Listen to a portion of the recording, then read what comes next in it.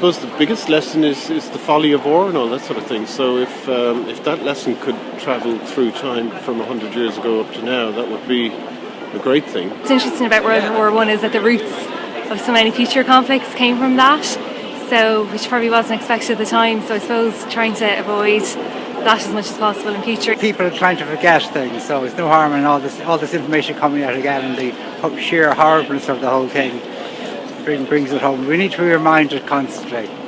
People, I think, are understanding it much more, and the crisis of the time, the opportunity for Ireland to get independence through Home Rule. So I think that's understood much better, and I think there's, just overall, just in terms of the peace that we now have in the island, people understand the relationship with Britain better. I think it's important to remember what happened in the past. A lot of people are from Ireland, but it was affected by World War I, both north and south. So I think there's definitely a relevance there. A few years ago, if you saw people maybe wearing the poppy, you did maybe have that little bit of reaction to it. But I didn't have that reaction to it, but I could see why, you wouldn't really see it. But I think, it has mellowed the same way as kind of attitudes to Irish people in the UK have mellowed as well. We can't have a war like this and commemorate it and not understand our current role in peace. So, I think it absolutely is relevant. And it also demonstrates that, your enemies today can be your friends tomorrow.